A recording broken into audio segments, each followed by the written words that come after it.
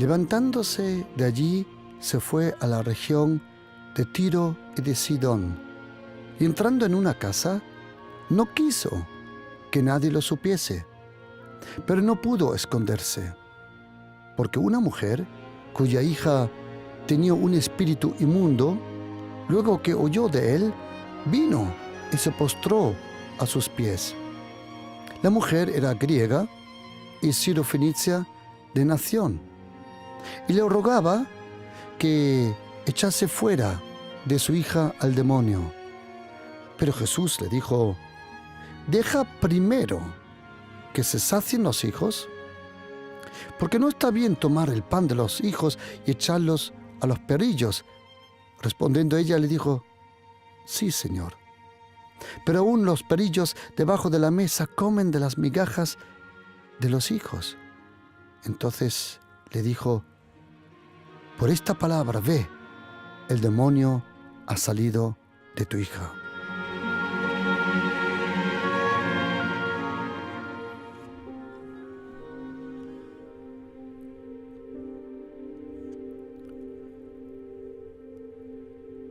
Todos nosotros, en un u otro momento, necesitamos un milagro del Señor. Todos nosotros llegamos al momento de una desesperación. Llegamos al momento que solo Dios, el Padre, Jesucristo y el Espíritu Santo nos puede ayudar. Cuando uno llega a ese momento, es el momento de un milagro. Quiero compartir con vosotros hoy algo que me está conmoviendo de estos unos días, y es cómo recibir un milagro de Dios. Quiero contar de mi experiencia, pero, claro, a través de la palabra de Dios. Porque todos nosotros en uno u otro momento necesitamos un verdadero milagro. Un milagro de aquel que puede hacer milagros. La Biblia dice, en Hebreos capítulo 13, dice que Jesucristo, versículo 8 dice, es el mismo. Él no ha cambiado. Jesucristo es el mismo ayer, hoy y en la eternidad. Jesucristo nunca ha cambiado. Si Jesucristo nunca cambió, entonces el Dios que abrió el mar rojo tampoco cambió, el Padre de Jesucristo. Y si Jesucristo nunca cambió, el Espíritu Santo de Dios nunca cambió. Dios el Padre, Dios el Hijo y Dios el Espíritu Santo nunca han cambiado. El que ha cambiado somos nosotros. Puede ser que en el momento que Dios cambie de planes por una u otra razón, pero Él nunca cambia de carácter. Dios puede cambiar situaciones, pero Él nunca cambia de su naturaleza. El cristianismo, si quieres llamarlo así, empezó con aquel que hacía milagros. Jesucristo es el que hacía los milagros. Él resucitaba a los muertos, lo podemos leer 3 veces. En total, en los 4 evangelios encontramos 39 milagros individuales, además de los miles que dice la Biblia que Él hizo en las multitudes. De esos 39 milagros, 24 de ellos fueron curaciones. De esas 24 curaciones, 17 es porque le tocó a una persona. Él sanó tocando a las personas. 7 veces podemos leer que Jesucristo echó fuera los demonios. 5 veces podemos leer que Él curaba a los paralíticos. 4 veces podemos leer que sanó a personas ciegas, mejor dicho, hombres, porque es interesante que en la Biblia no aparece ninguna mujer ciega, sino solo hombres. 2 veces nos cuentan los 4 evangelios que sanó a leprosos. 10 veces el Señor hizo milagros sobre la naturaleza. 3 veces podemos leer que resucitó a personas. Y luego podemos leer de milagros genéricamente a multitudes. Él los sanó a todos. La pregunta para nosotros hoy es, ¿cómo puedo recibir yo un milagro? Porque todos nosotros necesitamos en una u otra área un milagro. Yo estoy seguro que cada uno de nosotros necesita un verdadero milagro.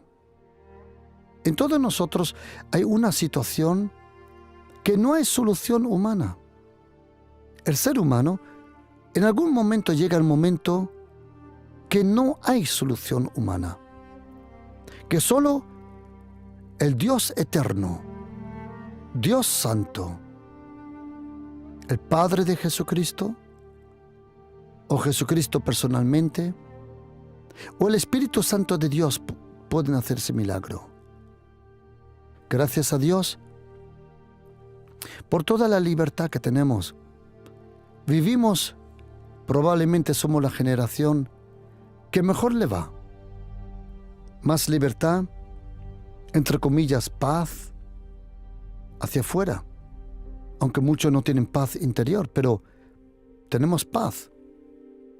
Podemos ir andando sobre las calles, aquí en Europa, por ejemplo, aquí en España, sin que nadie te haga un asalto. En algún lugar sí. Somos la generación que mejor acceso a la medicina tiene. Somos la generación con los mejores médicos, mejores hospitales. Algunos dirán, sí, pero no todos tienen acceso. Bueno, es verdad, tienes razón. Pero hoy en día lo tenemos muy bien. Y aún eso, todos nosotros llegamos a un momento donde solo Dios, el Padre, Jesucristo y el Espíritu Santo nos pueden ayudar con un milagro. Hoy en esta enseñanza quiero ayudarte. ¿Cómo recibir un milagro de Dios? ¿Cómo recibir un milagro de Dios? Esta historia que hemos leído aquí en Marcos, capítulo 7, versículo 24, también la podemos leer en Mateo, capítulo 15. Dice que Jesucristo vino a una región fuera de Israel, Tiro y Sidón. Allí tuvo un encuentro con una mujer que la Biblia dice que ella era sirio-fenicia de nacimiento, era griega de cultura y cananea de religión. Imagínate qué cacao. Era sirio-fenicia de nacimiento, pero su cultura era griega, pero su religión era cananea. ¿Por qué esta historia es tan importante? Porque Jesucristo, en los 4 evangelios, solo 2 personas asombraron a Jesucristo por la fe que tenían. Solo a 2 personas Jesucristo le dijo que tenían mucha fe. Ambos eran extranjeros, no eran judíos. El uno era un centurión. Lo podemos leer en Mateo capítulo 8:5 y Lucas 7, versículo 1. La primera persona que Jesucristo le dijo que tenía mucha fe era un centurión. Tienes que imaginártelo como un sargento, un centurión que tenía 100 soldados a su cargo. Y es interesante, querido oyente, que todos los centuriones en el Nuevo Testamento, todos tienen un buen testimonio. Un centurión bajo la cruz, en Mateo 27, versículo 54, dijo, este era el Hijo de Dios. En los otros evangelios dice, este hombre era justo. Luego encontramos el centurión en Capernaum, cuyo siervo se enfermó y recibió este milagro.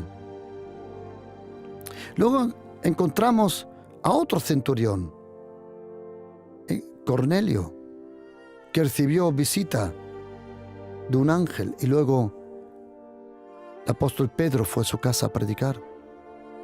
Y luego encontramos a otro llamado Julio en Hechos 27, versículo 1, y luego en Hechos 22, 25 y 23, 23 encontramos otros centuriones.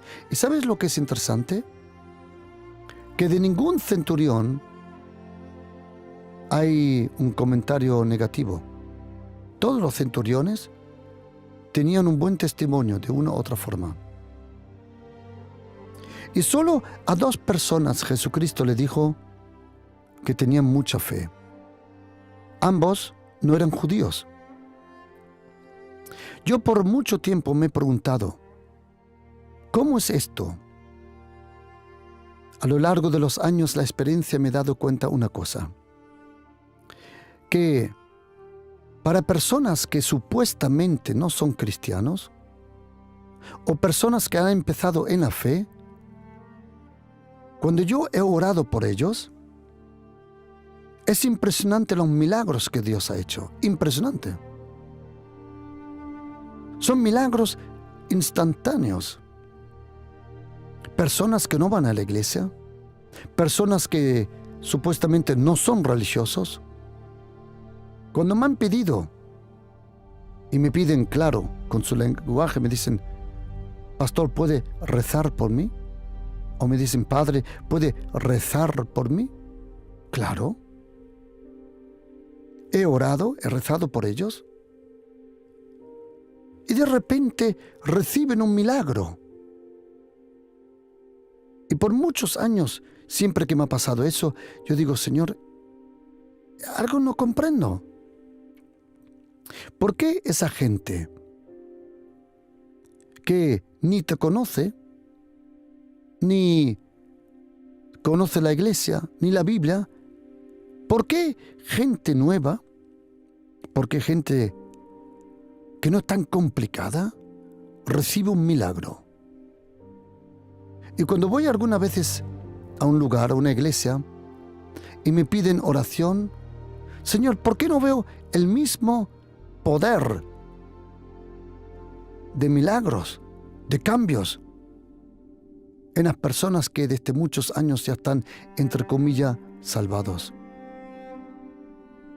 Quiero en esta enseñanza, en este día, con vosotros, quiero compartir la razón por qué algunos reciben un milagro poderoso, rápido, y otros no lo reciben. Y quiero que me des, por favor, tiempo para explicarlo. Dame tiempo, acompáñame en esta enseñanza y vamos a aprender juntamente. 2 personas reciben testimonio que tienen mucha fe. En Mateo capítulo 15, Jesucristo dice aquí, saliendo de allí fue a una región de Tiro y de Sidón. Y una mujer cananea que había salido de aquella región clamaba, Señor, hijo de David, ten misericordia de mí. Mi hija es gravemente atormentada por un demonio. Pero Jesús no le respondió la palabra. Entonces, acercándose a sus discípulos, le rogaron diciendo, despídela, por favor, pues da voces detrás de nosotros. Y Jesucristo contesta, atención, no soy enviado en este momento, sino solo a las ovejas perdidas de la casa de Israel. Entonces ella vino, se postró delante de él, dijo, Señor, socórreme, ayúdame. Respondiendo, el Señor le dijo, no está bien tomar el pan de los hijos y echarlo a los perrillos. Y oye lo que ella contesta. Sí, Señor. Ella no le discutió eso. Dijo, es verdad, Señor, tienes razón. Pero aún los perrillos comen de las migajas que caen de la mesa de sus amos. Entonces respondiendo Jesús dijo, oh mujer, grande es tu fe. Hágase contigo como quieres. Impresionante. Oh mujer, grande es tu fe. Con el centurión, cuando el Señor Jesucristo tiene este encuentro con el centurión, dice la Biblia que el Señor fue para sanar su siervo. Vino un centurión rogándole, dijo, Señor, mi criado está postrado en casa, paralítico, gravemente atormentado. Y Jesús le dijo, yo iré y le sanaré.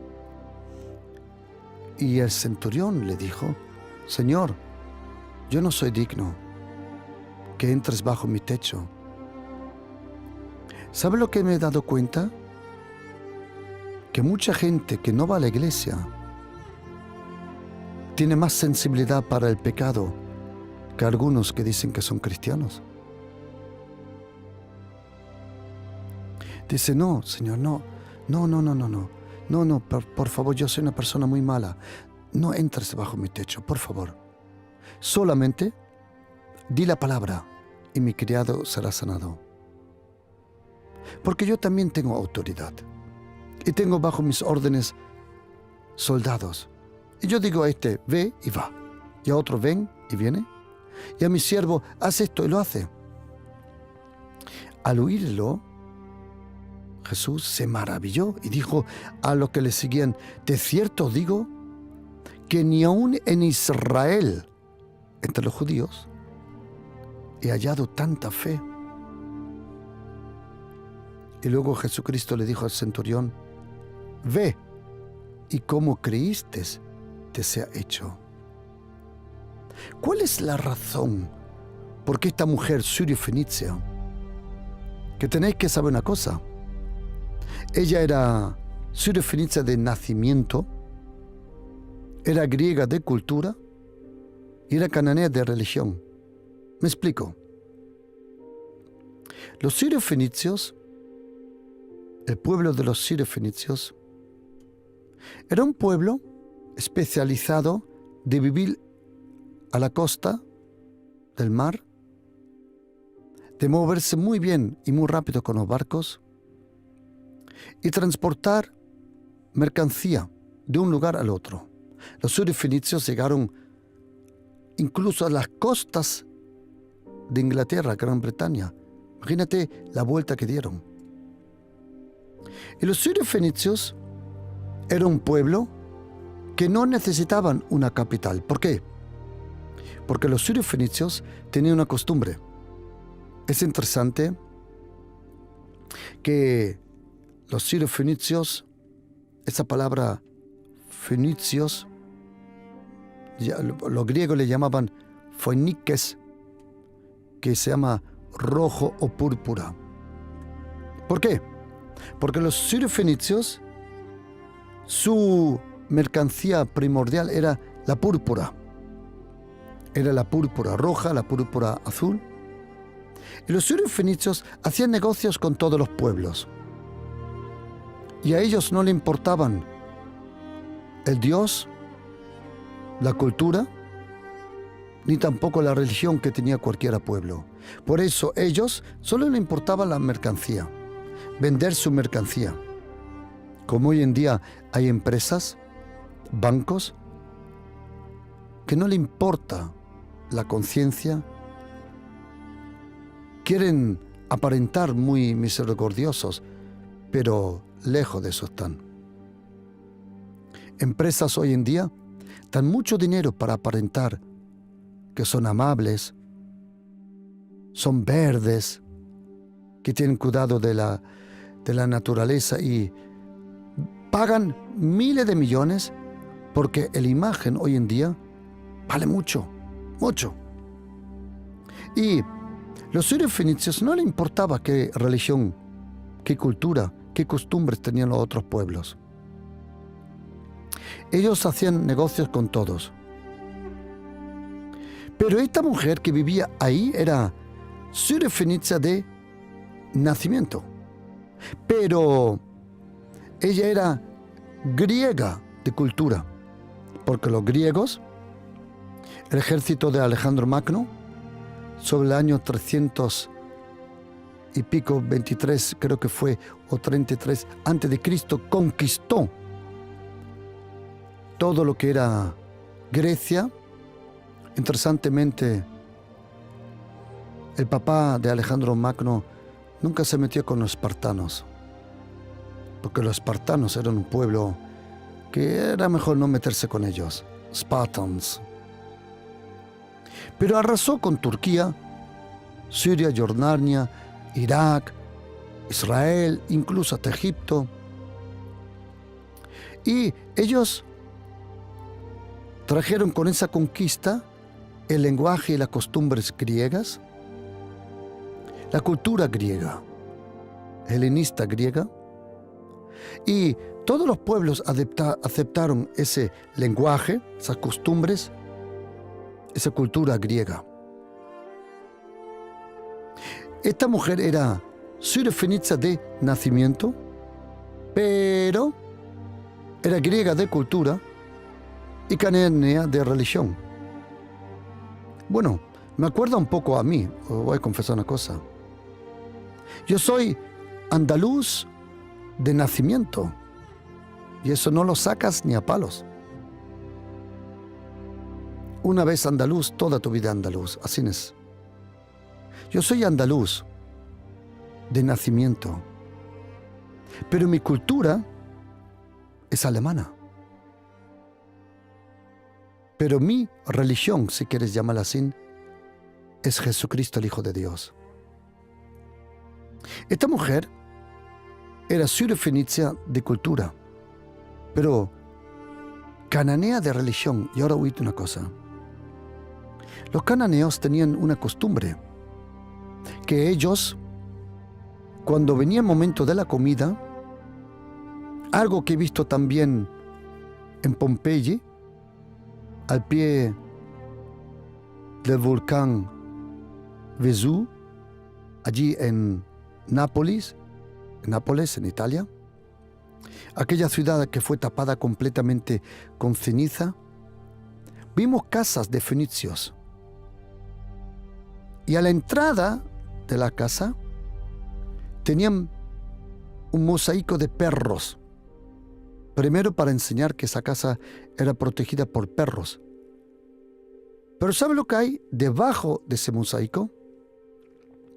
Que han encontrado no solo en Pompeya, sino también en Ashkelon, en Israel.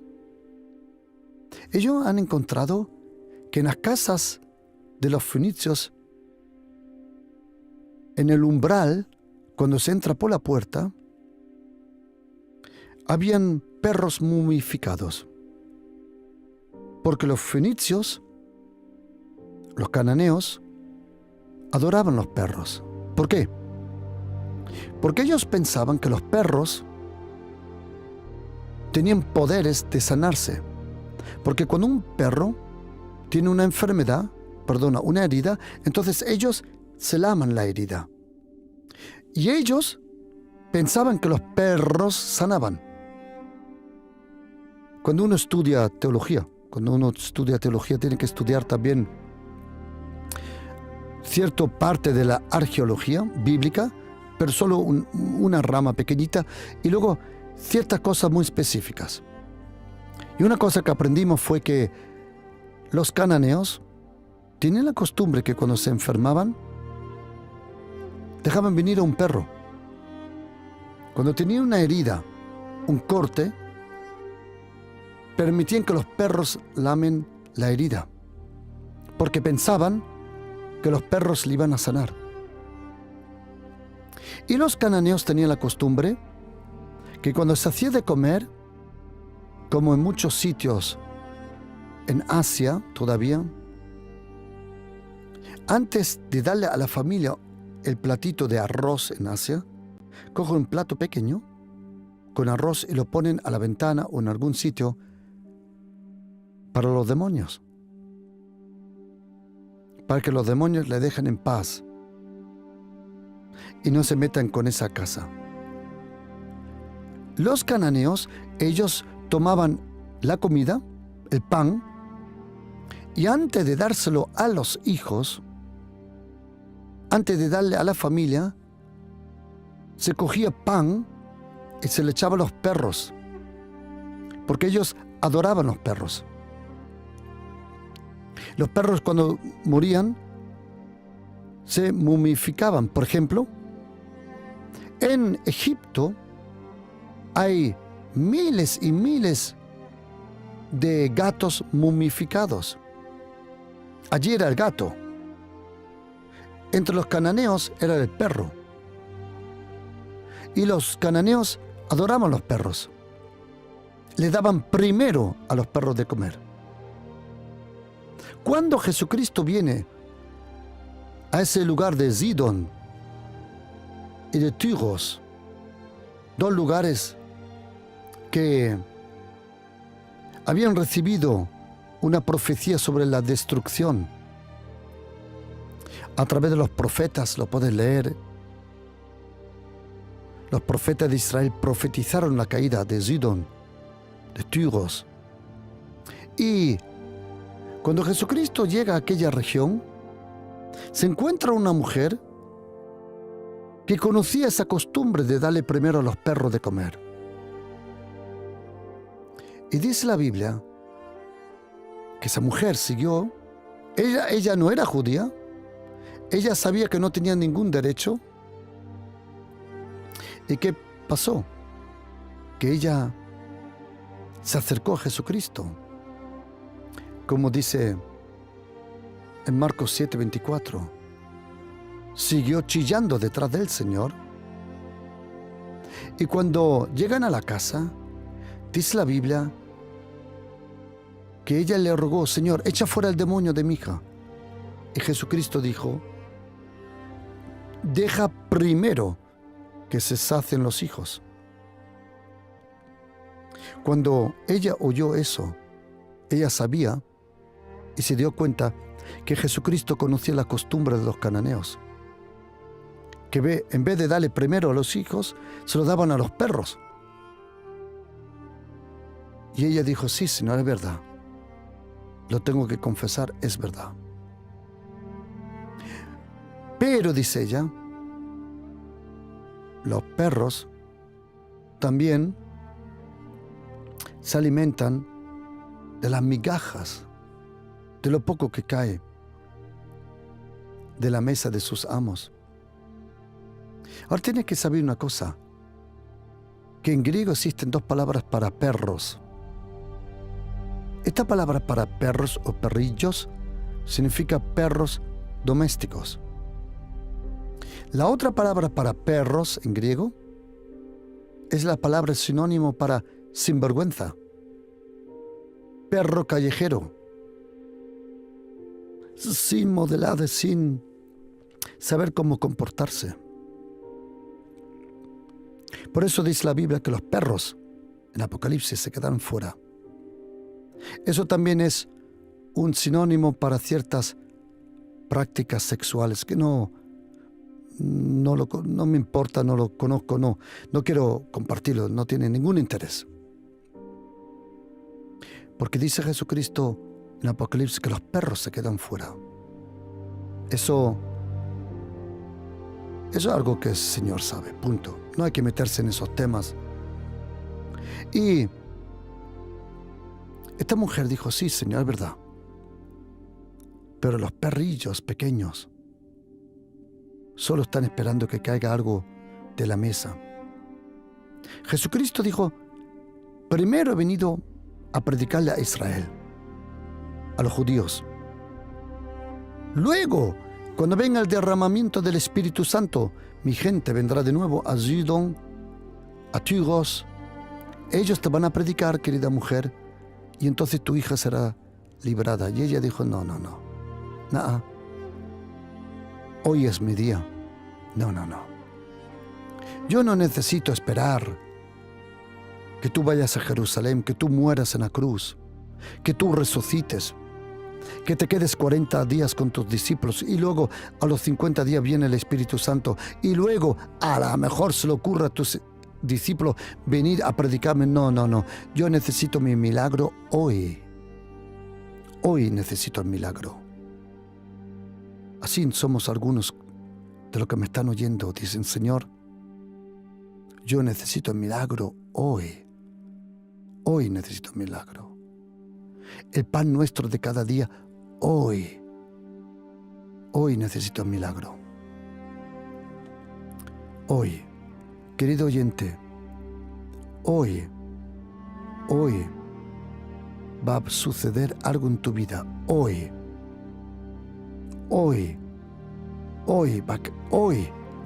en este día, hoy va a suceder un milagro. Hoy va a suceder un milagro. Hoy va a suceder un milagro. Y déjame explicarte una cosa. Yo me pregunté, Señor, ¿por qué a dos personas que no eran judíos instantáneamente pudiste hacer un milagro? Más, la hija de esta mujer y el siervo del centurión, Jesucristo ni los vio. Solo actuó por la fe del centurión y por la fe de esta mujer. ¿Y saben a lo que he venido? Y me he dado cuenta que la razón por qué estos dos recibieron el testimonio, que tenían mucha fe y recibieron su milagro instantáneamente. ¿Sabes por qué? Porque eran personas libres de la religión, del legalismo, de la ley. Esta mujer no tenía nada de judía. Y este centurión de judío no tenía nada. Nada. Él había hecho la sinagoga, como dice en Lucas capítulo 7, le había hecho una sinagoga a los judíos, pero hay una cosa, pero él no podía entrar. Él hizo la sinagoga sin que podía entrar. Y no cualquier sinagoga. Él hizo una sinagoga y dejó de 100 kilómetros venir esas piedras blancas que hoy todavía se puede ver en los fundamentos de las sinagogas antiguas en Capernaum. ¿Por qué este hombre centurión? ¿Por qué esta ciudad fenicia? Primero, recibieron el testimonio que tenían mucha fe. Segundo, recibieron su milagro instantáneamente. ¿Sabes cuál es la razón? Que estos dos no tenían la religión judía como obstáculo. La religión, el legalismo, puede ser un grandísimo obstáculo en tu vida. Déjame explicar y vamos a un momento de oración para pedirle al Señor que haga el milagro en tu vida. Déjame explicarte una cosa. Si tú has crecido en una iglesia, si tú has crecido en un ámbito evangélico, católico, adventista, ortodoxo, pentecostal, carismático, si tú desde muchos años estás en ese ámbito evangélico religioso, vamos a llamarlo así, con el tiempo se han construido obstáculos para recibir el poder de Dios, los milagros del Señor, su gracia. Déjame explicarlo de una forma muy personal, así lo puedo enseñar mejor. Yo, con mi esposa, que en aquel momento era mi novia, nosotros no sabíamos nada, absolutamente nada del cristianismo. Sí había visto una película de Jesucristo, pero fumando unos porros. Nos fumamos unos porros y miramos una película de Jesucristo. Cuando tú fumas unos porros, tú ves todo en esa película. Pero no teníamos ninguna idea de Jesucristo, ni de la iglesia evangélica, ni de la gente religiosa. No teníamos idea. Éramos pecadores como Dios manda. Vamos a llamarle así. Éramos pecadores, real good pecadores. Pecadores sin conciencia de pecador. Y cuando yo conocí al Señor Jesucristo fue impresionante. Conocí a Jesucristo verdaderamente. Y a Dios el Padre y a Dios el Espíritu Santo. Fue impresionante. No hay palabras. No hay palabras. Yo conocí de verdad a Jesucristo, de verdad a Dios el Padre y de verdad al Espíritu Santo. Algún día me gustaría compartir contigo qué significa conocer al Padre, a Jesucristo y al Espíritu Santo. Al Padre se le conoce por el amor, al Hijo por la gracia y al Espíritu Santo por la comunión. Pero eso lo aprendemos en otro día. Yo tenía una fe, la tengo todavía, pero en aquel momento tenía una fe inocente, genuina. Tenía una fe que era impresionante. Me acuerdo que una mujer que tenía una enfermedad en la cara con acné, cada vez que hablaba, los granos reventaban en la cara y la pus le caía. Llevaba la cara bajo un pañuelo. Ya a espalda tenía tantos granos que en verano tenía que llevar una chaqueta porque la camisa se le veían las manchas amarillas de la pus. Esa hermana de la iglesia vino y el Señor me dio la palabra de Jeremías 30, versículo 17, donde dice: voy a dejar crecer, dice en hebreo, una nueva capa de piel sobre tu herida. Le dije a esa hermana, ¿quieres ser sana?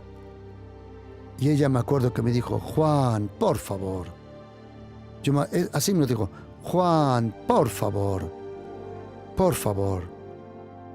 no te burles de mí. Tanta gente ha orado por mí. Y dije: sí, pero yo no. Y le dije: ¿Me permites que ore? Y la pobre, yo le vi los ojos tristes.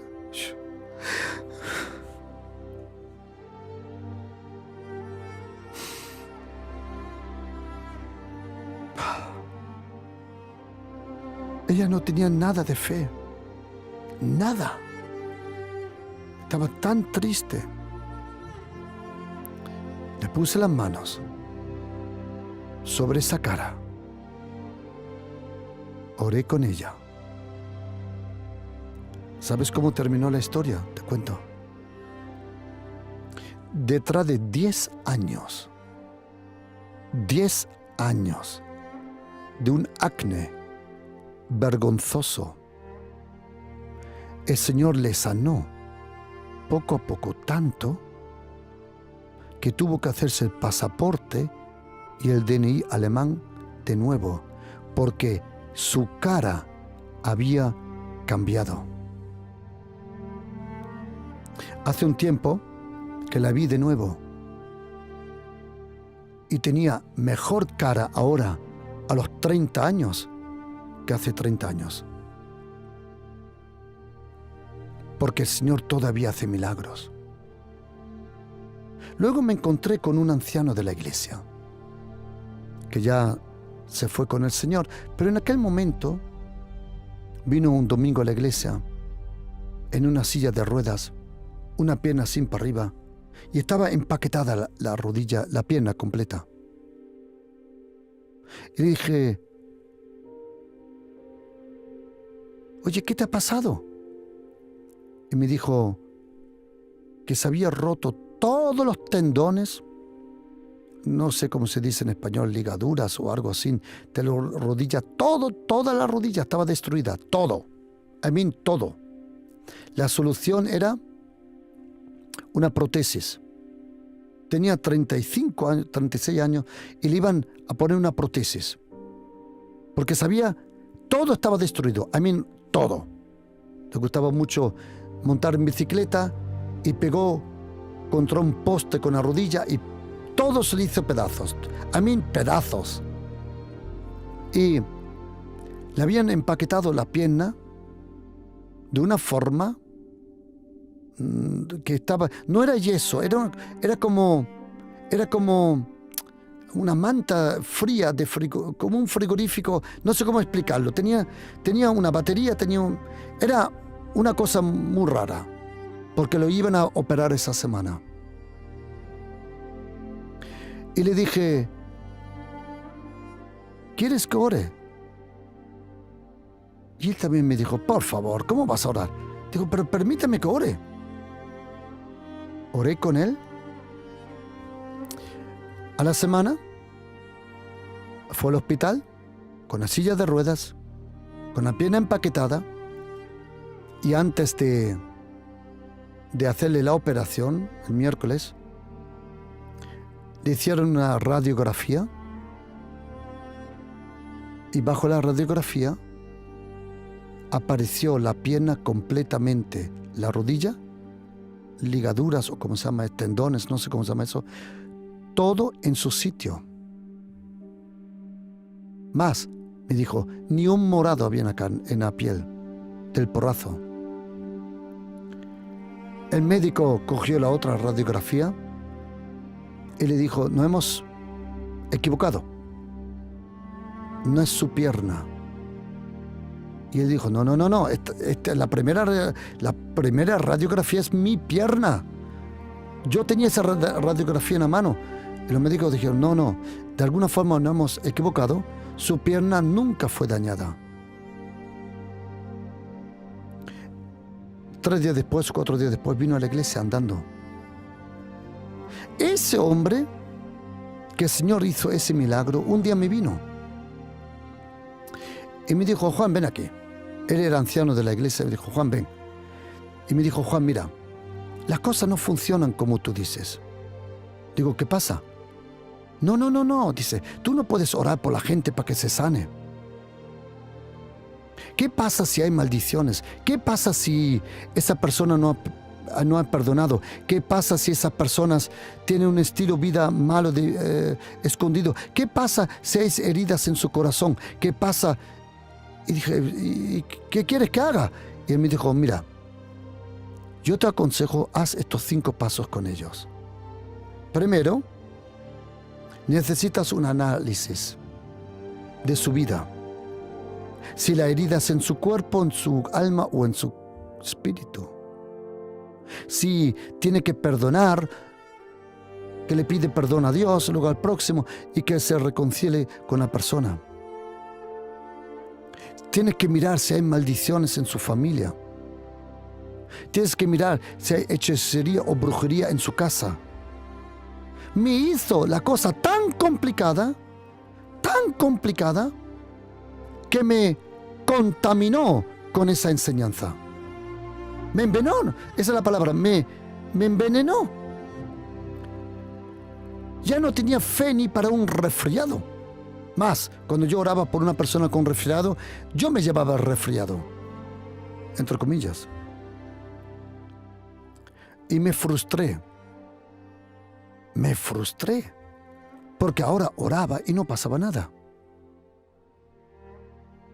Cuando alguien venía para orar, yo decía, espera a ver, vamos a ver si hay maldiciones en tu vida, vamos a ver si tu estilo de vida está bien, vamos a ver si tu papá, tu mamá ha dicho maldiciones, vamos a ver si hay algo malo en tu casa, vamos a ver si hay algo malo en tu corazón. ¿Y saben lo que me di cuenta? Que no sucedía nada.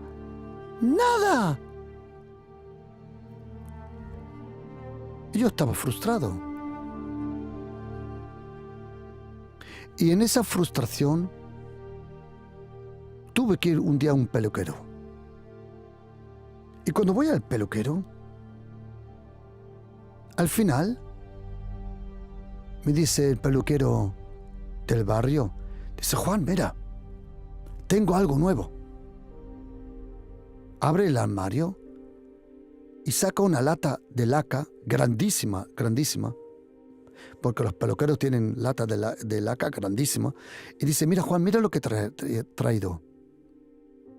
Lo que él no sabía, que ponía escrito ahí, en alemán ponía escrito, él no se dio cuenta que ponía Neuer Geist, un nuevo espíritu. Cuando él se da la vuelta y me dice, cierra los ojos, yo leí Neuer Geist, un nuevo espíritu. Cuando él me echa esa laca, fue como si hubiera venido el Espíritu Santo sobre mí en esa silla. Y de repente sentí de nuevo esa fe genuina, ese poder de fe. Y me fui de paseo, con el pelo cortado, claro. Me fui de paseo a un río que se llama Ring am Rhein. Y estuve llorando, y Señor, ¿qué pasó conmigo? El Señor tocó mi corazón y me dijo, te han hecho las cosas complicadas. Yo no soy tan complicado. El Señor me dijo, yo sanaba a todos. No le preguntaba por su familia, no le preguntaba por su pasado. Yo le ayudo a todos. Y el Señor me dijo, y otra cosa. Y eso es lo que me quebrantó. El Señor me dijo, y no te necesito tan supuestamente fuerte. Y el Señor me dijo, ¿sabes? Para que mi gracia y los dones y el poder de mi espíritu pueda actuar a través de ti. Y me dijo esta palabra, te necesito débil, porque cuando tú eres débil, yo soy fuerte. Y ahí comprendí que la religión, entre comillas, evangélica, religiosa, católica, tan complicado. ¿Por qué este centurión recibió un milagro? ¿Por qué esta mujer surifenicia recibió un milagro? ¿Sabes por qué? Porque no tenía nada de religión. Y tu experiencia muchas veces es un obstáculo. El Señor le prometió al apóstol Pablo en Hechos 26, 17, te voy a librar de tu pueblo judío, de las costumbres, de las cosas que son tan complicadas. ¿Sabes por qué muchos de nosotros no reciben un milagro? Porque no han hecho las cosas tan complicadas, querido oyente. Mire, le prometo una cosa. Oye lo que dice Jesucristo en Lucas 11, versículo 10. Porque todo el que pide, recibe. Querido oyente, si usted hoy deja de ser tan complicado, si deja de confiar en todas esas cosas que supuestamente ha venido como peso, como carga, 5 pasos al milagro, 7 pasos a la bendición. ¿Dónde está eso en la Biblia? ¿Dónde? Hemos hecho la cosa tan complicada. La gente está agobiada. Ponemos peso sobre ellos. Le hacemos las cosas tan complicadas. Querido oyente, mire, si usted hoy le pide a Jesucristo ayuda, le prometo que va a hacer un milagro. Se lo prometo. Yo no hago el milagro. Nadie puede hacer milagro, solo Jesucristo. Pon toda tu confianza en la gracia. Querido oyente, despójate de toda esa religión. 5 pasos, esto, lo otro. ¿Se necesita sanidad interior? Sí. ¿Se necesita liberación? Claro. ¿Se necesita transformación? Por supuesto. ¿Se necesita vivir en santidad? ¡Claro! Pero eso viene detrás del milagro. El Señor no dice, primero cumple todo eso y luego haga un milagro. No. El Señor, conociendo tu vida, conociendo los obstáculos, conociendo las cosas que haces, querido oyente, es la bondad de Dios, Romanos 2:4, que nos lleva al arrepentimiento. Por eso, hoy en este día, si pones tu confianza en el Señor, en su gracia, y te dejas de rollo religioso evangélico, de ese racamatá, de esas bobadas, si hoy vienes de nuevo al Señor como al principio viniste al Señor, genuinamente, humildemente, si vienes al Señor con esa actitud, diciéndole la verdad, Señor, no sé lo que hacer. Señor, no sé qué hacer. No sé cómo salir de esta situación. Tengo que hacer esto, mis hijos, mi trabajo, tengo que pagar esto y esto. Señor, no sé lo que hacer. Querido oyente, te prometo que hoy, como Jesucristo prometió en Juan 14:14, si algo me pediréis en mi nombre, yo lo haré. El Señor va a hacer ese milagro. Pero despójate de todas esas cosas complicadas, de ese legalismo, de esa ley tan complicada. La gracia de Jesucristo no es la ley. La gracia es la libertad. La gracia es el acceso directo a Dios el Padre.